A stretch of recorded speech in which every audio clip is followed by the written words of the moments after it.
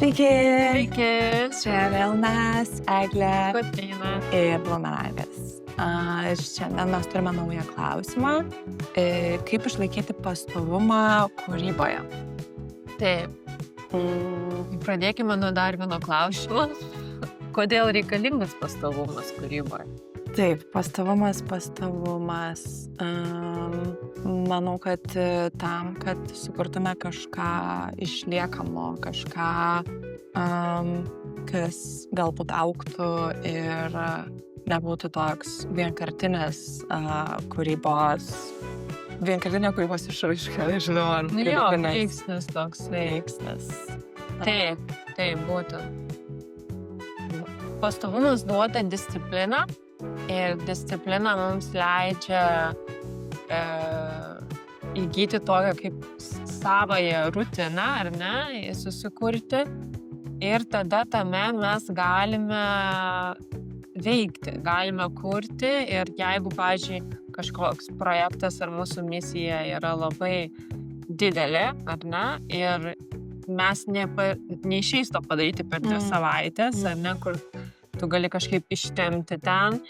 Bet jeigu reikalinga metų ir metų, kad kai įsigyventintų, tai tada būtinai įeiti į tam tikrą ritmą, ar ne, ir įgyti tą pastovumą, struktūrą, kuri ir prives mus tada prie viso projekto ar misijos įgyvendinimo. Tai todėl pastovumas yra labai svarbu.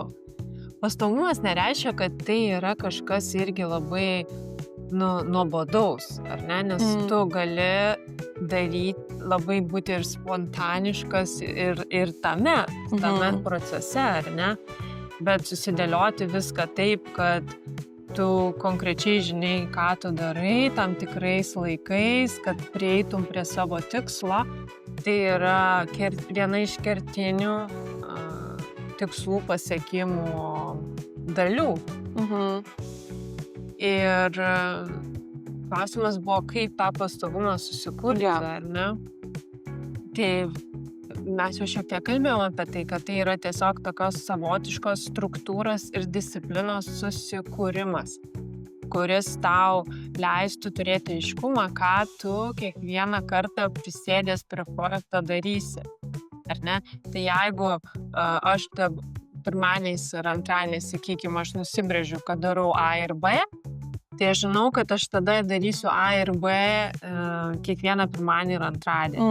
Ir man tada nėra tokio chaoso ir išsiderinimo ir kiekvieną kartą tu lygtai ateini prie projekto ir jau tu nebežinai, kur tu čia esi.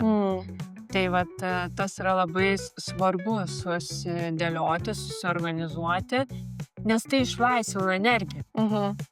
Nes tau ne kiekvieną kartą nereikia galvoti tada, ne, ką aš čia darysiu. Tu išsilaisvini, tu aiškiai žinai struktūrą ir aišku, toje struktūroje pasilieki laiko ir spontaniškumui, ir kūrybai, ir kartais ir į šoną nukrypimui. To irgi reikia. Mes ne robotai. Tai viskas prasideda būtent nuo struktūros susidėliojimo. Išsigrynini, kokie tavo tikslai ir susidėlioji, ką aš turiu padaryti, kad prie to prieiti ir kaip aš struktūrizuosiu savaitėje to darymą. Kad tau nueitų tas galvojimas. Tokio aiškumas randa ir tu jau tada gali tą savo laiką ir energiją labai gerai nukreipti ir būti produktyvus to pasiekoje. Nes dažnai, man atrodo, kai nesusidėlioji, kai nėra to aiškumo, tada jautiesi, kad tu kažko nepadarėjai. Vat būtent. Ir visą laiką tas toks jausmas, kad man reikėjo čia kažką padaryti, bet kaip ir ne iki galo, arba netgi blogai jautiesi, kad ir padarėjai kažką, ką buvai nusitaręs, bet kad vis tiek dar kažko. Taip. Ir čia labai toksai destruktyvus jausmas. Žinai, nes toks lyg tai nepatenkintas tu jautiesi. Ir gali net mest, atrodo, viską. Jeigu taip per ilgai jausiesi, per ilgą laiką, tada toks. Kad nebenoriu. Per daug reikalauja kažkokios energijos. Būtent. Bet jeigu tu sustruktūrizuoji, sakykime, kas ketvirtį, ar netgi kas mėnesį, ką tu nori kiekvieną mėnesį padaryti ir visą laiką mėnesio gale peržvelgi, tada tu jauti progresą. Kai jauti progresą, tada tau yra motyvacija judėti tolyn. Ir taip ir žygiuojam, ar ne? Taip ir kuriam, taip ir įgyvendinam tai, ką norim įgyvendinti. Tai viskas labai paprasta. Anksčiau gal mane tas žodis pastovumas labai gąsdindavo, nes aš jausdavau, kad wow, čia mane supakuos.